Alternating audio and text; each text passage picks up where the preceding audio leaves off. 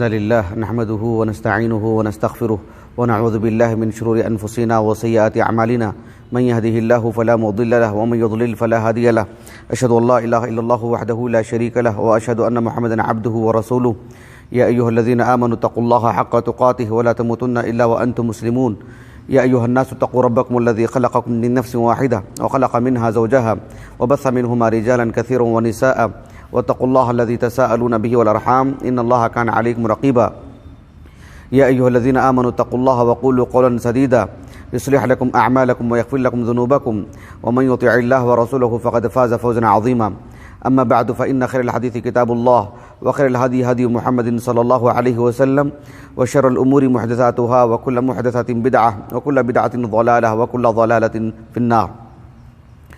حاضرین جمعہ، آج کے اس جمعہ میں انشاءاللہ ایک معروف دعا کی وضاحت کروں گا، اس کا معنی مفہوم بتاؤں گا، اس لیے کہ جو دعائیں ہوتی ہیں وہ بندے اور اللہ سبحانہ و تعالیٰ کے درمیان رشتے کو مضبوط کرنے کے لیے، تعلق کو مضبوط کرنے کے لیے بہت بڑا سہارا ہوتی ہیں. اہل علم اس جانب بہت توجہ دلائے کہ دعاؤں کو شعور سے کرنا چاہیے، معنی مفہوم کو جان کے کرنا چاہیے. گھنٹے گھنٹے کی دعائیں نہیں، انسان کی 2-3 منٹ کی دعائیں، چھوٹے چھوٹے کلمات اگر شعور سے اس کے شروط پر اترتے ہوئے کرتے ہیں تو رنگ لاتی ہیں. دعائیں مستجاب ہوتی ہیں، دعاؤں کا اثر آدمی دیکھتا ہے. اور کیونکہ دعا ایک بہت بڑی عبادت ہے. ایک حدیث مبارکہ ہے سنن ابی داؤد، سنن ترمذی اور سنن ابن ماجہ کی. متعدد کتابوں میں محدثین نے حدیث کی اس حدیث مبارکہ کو لائے ہیں. سنن ابی داؤد میں کتاب الصلاح میں ایک تابعی ہیں، ان کا نام تھا یوسیع ابن معدان الکندی رحمہ اللہ. وہ کہتے ہیں کہ نعمان ابن بشیر رضی اللہ عنہما نے کہا کہ آپ صلی اللہ علیہ وسلم نے فرمایا الدعاء هو العبادہ، یعنی دعا کو گویا کہ اصل عبادت قرار دیا گیا، عبادت کا مغز قرار دیا گیا. انسان ہر پہلو میں اللہ سبحانہ و تعالیٰ سے دعا کر سکتا ہے، لیکن میں ایک دعا کا معنی بتاؤں گا جو ہم سب کرتے رہتے ہیں، لیکن اس کا معنی مفہوم ہم کو معلوم ہونا چاہیے کہ میں کیا مانگ رہا ہوں اللہ تعالیٰ سے، اس کا مفہوم کیا ہے. آپ تعجب کریں گے جو کلمات میں آپ کو بتانے جا رہا ہوں، لیکن اس کا معنی مفہوم اگر معلوم ہے تو بہت اچھی بات ہے، نہیں ہے تو معلوم کر لینا چاہیے.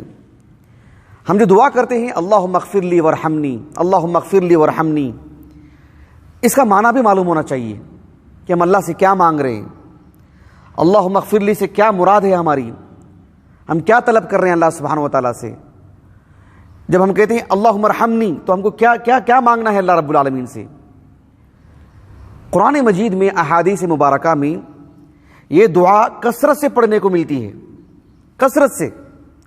چند مثالیں میں آپ کو دیتا ہوں، پھر اس کا معنی مفہوم بتاؤں گا انشاءاللہ. مثال کے طور پر آپ دیکھیں سورۃ البقرہ، قرآن مجید کی ایک عظیم سورت ہے، طویل سورت بھی ہے مقام و مرتبے کے اعتبار سے بھی. اس کی جو سب سے آخری آیت کریمہ ہے جسے نمازوں میں بھی ہم پڑھتے رہتے ہیں، شام میں بھی ہم پڑھتے ہیں رات میں، اس کا جو آخری حصہ ہے فاعف عنا واغفر لنا وارحمنا، فاغفر لنا وارحمنا. دیکھ رہے ہیں آپ کثرت سے دونوں مل کر کے آ رہے ہیں. آدم علیہ السلام اور آپ کی زوجہ محترمہ حوا کو جو دعا سکھائی گئی، سورۃ الاعراف میں اللہ رب العالمین نے فرمایا کہ قالا، ان دونوں نے کہا ربنا ظلمنا انفسنا وان لم تغفر لنا وترحمنا لنكونن من الخاسرین. اس میں بھی دیکھ رہے ہیں آپ دونوں چیزیں مل کر کے آ رہے ہیں. نوح علیہ السلام کی دعا ہے سورۃ ہود میں، آپ نے اللہ تعالیٰ سے دعا کی تھی اور اللہ سے طلب کیا آپ نے کہ میرے بچے کو نجات دے دے. اللہ تعالیٰ نے کہا انہ لیس من اہلک، وہ آپ پر ایمان لانے والوں میں سے نہیں ہے، اس کا شمار آپ لوگوں میں سے نہیں، جسے اہل ایمان آپ کے ساتھ ہیں وہ آپ کے ساتھ نہیں ہوگا. بہرحال نوح علیہ السلام نے اللہ تعالیٰ سے دعا کی، پناہ مانگی اللہ تعالیٰ سے اور کہا قال رب انی اعوذ بک ان اسألک ما لیس لی بہ علم والا تغفر لی وترحمنی لاکونن من الخاسرین. یہاں پر بھی دیکھ رہے ہیں المغفرہ اور الرحمہ دونوں مل کر کے ہیں. اللہ تعالیٰ نے حکم دیا سورۃ المؤمنون کی سب سے آخری آیت کریمہ قل رب اغفر وارحم وانت خیر الراحمین، اللہ کے رسول سے کہا کہ آپ اللہ تعالیٰ سے کہتے رہیں، دعا کرتے رہیں کہ اے میرے رب میری مغفرت فرما، مجھ پر رحم فرما۔ تو اللہ سبحانہ و تعالیٰ نے قرآن مجید میں اس کو کثرت سے ذکر فرمایا ہے۔ اتنی ہی آیات نہیں ہیں، اور بھی آیات ہیں۔ ایک حدیث مبارکہ ہے جسے امام بخاری اور امام مسلم اپنی اپنی الصحیح میں لے کر آئے ہیں۔ صحیح بخاری میں کتاب الاذان اور صحیح مسلم میں کتاب الذکر والدعاء والتوبہ والاستغفار۔ عبداللہ بن عمرو بن عاص رضی اللہ عنہما کہتے ہیں کہ ابو بکر صدیق رضی اللہ عنہ نے مجھے یہ بیان کیا۔ صحابی سے روایت کر رہے ہیں۔ ابو بکر صدیق رضی اللہ عنہ رسول اللہ صلی اللہ علیہ وسلم سے فرمایا، اللہ کے رسول صلی اللہ علیہ وسلم سے طلب کی انہوں نے، اللہ کے رسول سے کہا کہ علمنی دعاء ادعو به فی صلاتی، اے اللہ کے رسول مجھے آپ ایک ایسی دعا سکھائیے جسے میں اپنی نماز میں پڑھ سکوں۔ آپ صلی اللہ علیہ وسلم نے کہا کہ قل اللہم انی ظلمت نفسی ظلما کثیرا ولا یغفر الذنوب الا انت فاغفر لی مغفرۃ من عندک وارحمنی انک انت الغفور الرحیم۔ دیکھ رہے ہیں آپ، اس میں بھی ان دونوں چیزوں کو جوڑ کے بیان کیا گیا، یعنی المغفرہ اور الرحمہ۔ اللہ سبحانہ و تعالیٰ کے دو عظیم نام ہیں الغفور اور الرحیم، گویا کہ ان دونوں ناموں سے دعاء العبادہ اور دعاء المسئلہ دونوں چیزیں جڑی ہوئی ہیں۔ جگہ جگہ پر آپ دیکھیں گے دونوں چیزیں جڑی ہوئی ہیں، حتیٰ کہ آپ تعجب کریں گے۔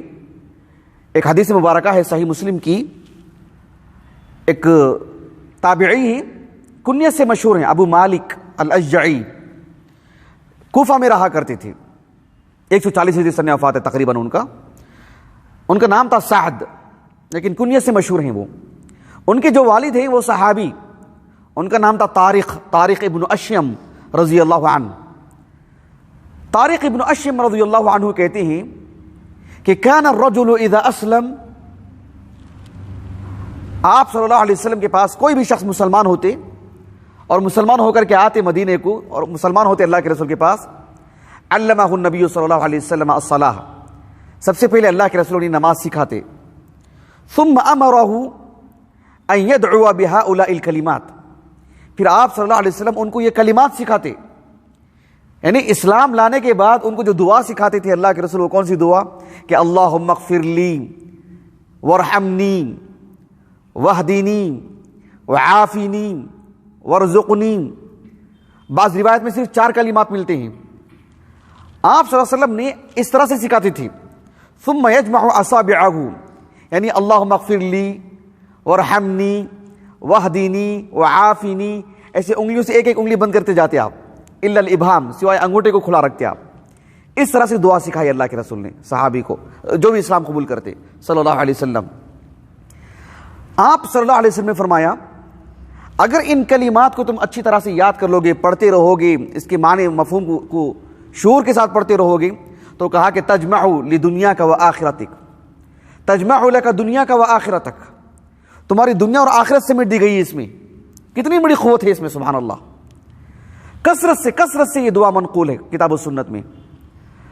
ایک حدیث مبارکہ ہے متفق علیہ، صحیح بخاری میں کتاب المغازی اور صحیح مسلم کی کتاب الذکر والدعاء میں ام المومنین عائشہ کہتی ہیں رضی اللہ عنہا، جب آپ صلی اللہ علیہ وسلم کا انتقال ہوا، انتقال ہونے سے قبل آخری کلمات جو آپ کی زبان سے نکلے وہ کیا تھے؟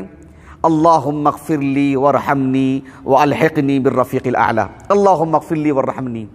دیکھ رہے ہیں دونوں کلمات کس قدر وارد ہیں قرآن اور حدیث میں۔ جب ہم کثرت سے اس دعا کو کرتے رہتے ہیں، اللہم اغفر لی وارحمنی، نماز سے پہلے، نماز کے بعد، بستر پر لیٹے ہوئے، چلتے پھرتے، سواری پر، ہماری زبان سے نکلتے رہتے ہیں یہ کلمات، اللہم اغفر لی، اللہم اغفر لی وارحمنی۔ اردو میں بھی بولتے ہیں ہم، اللہ مجھے معاف فرما، اللہ مجھ پر رحم فرما، لیکن اس کا معنی کیا ہے؟ اس کا مطلب کیا ہے؟ اس کا مطلب میں آپ کو سمجھاتا ہوں ہلکے پھلکے انداز میں۔ امام ابو جعفر محمد ابن جریر الطبری رحمہ اللہ، ان کی جو تفسیر کی کتاب ہے جامع البیان عن تأویل آیات القرآن، اس میں سورۃ البقرہ کی جو آیت کریمہ ہے نا، فاعف عنا واغفر لنا وارحمنا انت مولانا فانصرنا علی القوم الکافرین، تو اس آیت کریمہ کی تفسیر میں ابن جریر الطبری رحمہ اللہ نے کہا کہ فاغفر لنا کا معنی کیا ہے؟ کہا کہ فاغفر لنا مطلب یہ ہے کہ عربی زبان میں الغفر، غفر ای سترا، غفرہ کے معنی آتی چھپانا، ڈھانکنا، کسی چیز پر پردہ ڈال دینا۔ اس کے اندر ایک اور معنی بھی آتا ہے غفرہ کے اندر، ایک ہے پردہ ڈالنا اور دوسرا آتا ہے الوقایہ، بچا لینا۔ صرف پردہ ڈالنا نہیں، یہ جو ہم ٹوپی پہنے نا، عربی زبان میں اس ٹوپی کو جو ایک جنگی لباس جو پہنتا ہے، ایک سپاہی جو ٹوپی پہنتا ہے، اس کو عربی زبان میں المغفر کہتے ہیں۔ کیوں؟ ایک تو وہ اس کے سر کو چھپاتا ہے، صرف چھپاتا نہیں ہے بلکہ اس پر حملہ ہونے سے بھی بچاتا ہے، وار ہونے سے بھی بچاتا ہے۔ تو غفرہ کے معنی صرف سترہ کی، صرف چھپانے کی نہیں، اے اللہ میرے گناہوں پر پردہ ڈال دے۔ وہ تو کافروں کے گناہوں پر بھی پردہ ڈالتے رب العالمین، تو فرق کیا رہ گیا؟ پردہ ڈالنے کے ساتھ ساتھ مجھے بخش بھی دے، مجھے معاف بھی کر دے، میرا مواخذہ مت کر۔ ابن جریر طبری رحمہ اللہ نے کہا کہ فاغفر لنا کا مطلب یہ ہے کہ اللہم استر علینا، اللہم استر علینا زلتا ان اتیناہا فیما بیننا و بینک۔ اے اللہ میرا اور تیرا جو تعلق ہے، مجھ سے کوئی لغزش ہوتی ہے، زبان سے، عمل سے، مجھ سے کوئی معاملہ ہو جاتا ہے تو تو اس معاملے کو چھپا کے رکھ، فلا تکشفا ولا تفضحها باظہارها۔ اے اللہ اس گناہ کے ذریعے سے میری رسوائی نہ ہو، میری ذلت نہ ہو، میرے معاملات لوگوں کے سامنے واضح نہ ہو جائیں، مجھے معاف کر دے، اس گناہ کو ختم کر دے میری زندگی سے۔ ورنہ انسانوں کی گناہوں کو اللہ تعالیٰ ایک دوسرے کے سامنے ظاہر کر دے تو کون کس کی عزت کرے گا، کون کس کا احترام کرے گا، کون چھوٹوں پر رحم کرے گا، کون چھوٹے بڑوں کی عزت کریں گے۔ استاذ، طالب علم اور جو ہے مطلب شوہر، بیوی، بچے اور اس کے ماں باپ، کس کا تعلق کس سے قائم رہ پائے گا؟ اللہ سبحانہ و تعالیٰ چیزوں کو چھپاتے ہیں۔ دعا سکھائی اللہ تعالیٰ نے، گویا کہ بندوں پر رحم کیا اللہ تعالیٰ نے، کہا کہ فاغفر لنا کا مطلب یہ ہے کہ اللہ سبحانہ و تعالیٰ تو ہم سے جو ہونے والی لغزشیں ہیں زبان سے، عمل سے، تو اسے مخفی رکھ، اسے چھپائے رکھ، اور ہمارا مواخذہ بھی مت کر، ہماری پکڑ مت کر، اس معاملے میں ہماری گرفت نہ ہو۔ ایک عالم دین ہے معروف مفسر عبد الرحمن ابن زید ابن اسلم، 180 پر 2 ہجری سے وفات ہے، ضعیف راوی ہیں، سنن اربعہ کی روات میں سے ہیں، لیکن تفسیر سے متعلق آپ کی بہت سارے اقوال منقول ہیں۔ اس کا معنی کیا ہے؟ امام ابن جریر طبری رحمہ اللہ نے اپنی سند سے ان کی طرف سے نقل کیا ہے، کہا کہ اس کا معنی یہ ہے کہ ان انتہکنا فیما نہیتنا عن، اے اللہ جس چیز سے تو نے ہم کو منع کیا ہے، بحیثیت انسان، بحیثیت بشر، پھر بھی ہم وہ کر گزرتے ہیں، تو نے اسے حرام قرار دیا ہے اور ہم اسے انجام دے رہے ہیں، اس کے باوجود بحیثیت انسان جو ہم سے گناہ ہو رہا ہے، تو ہماری ستر پوشی کر، ہم پر پردہ ڈال کے رکھ، ہماری گرفت مت کر۔ یہ اللہ سبحانہ و تعالیٰ کی رحمت کی وسعت دیکھی، ہم کو دعا سکھائی اللہ تعالیٰ نے، بحیثیت بشر ہم سے یہ گناہ ہوتے ہیں اور اللہ تعالیٰ نے کوئی دعا سکھائی کہ ہم اللہ سے یہ معافی مانگے کہ اے اللہ تو ہمارے گناہ کو مغفر رکھ، سبحان اللہ، چھپائے رکھ۔ فاغفر لنا ورحمنا، ورحمنا کا معنی کیا ہوگا؟ ابن جریر طبری رحمہ اللہ نے کہا کہ ورحمنا کا معنی یہ ہے کہ اللہ سے ایک بندہ یہ بھی دعا کرتا ہے کہ تغمدنا عنک برحمت، کہ اے اللہ تیری رحمت سے ہمیں چھپا لے، تیری رحمت ہمیں گھیر کے رکھے، تیری رحمت سے ہم تیری رحمت کے دائرے میں رہیں، ہم تیری رحمت ہی میں رہیں۔ کس اعتبار سے؟ اس اعتبار سے کہ تیری جو رحمت ہے اگر وہ ہمارے حق میں ہو تو ہم تیری پکڑ سے بچ جائیں گے۔ یعنی ایک ہے ہم سے ہوا گناہ ہے، ہم سے گناہ ہوا ہے، اس پر پردہ ڈال دے، بندوں پر وہ چیز واضح نہ ہو پائے، اور کہا کہ ورحمنا مطلب یہ ہے کہ اب تو ہم کو سزا بھی مت دے، ہماری گرفت مت کر، ہمیں بچائے رکھ، تنجینا بہا من عقابک، تیری رحمت ہم پر اس طرح سے رہے کہ تیری سزا سے ہم بچ جائیں، تیری سزا سے ہم بچ جائیں۔ فإنہ لیس بناج من عقابک احد، اس لیے کہ تیرے گناہ سے، تیری پکڑ سے کوئی نہیں بچا سکتا، صرف تیری رحمت ہی بچا سکتی ہے، صرف تیری رحمت ہی بچا سکتی ہے، ہمارا عمل بھی نہیں بچا سکتا ہم کو۔ ہمارے جو گناہ ہیں اس کے مقابلے میں ہمارے عمل میں اتنا دم، اتنا وزن نہیں ہے کہ ہمارے عمل کی بنیاد پر ہم بچ جائیں، وہ تیری رحمت ہی سے ہم بچ سکتے ہیں۔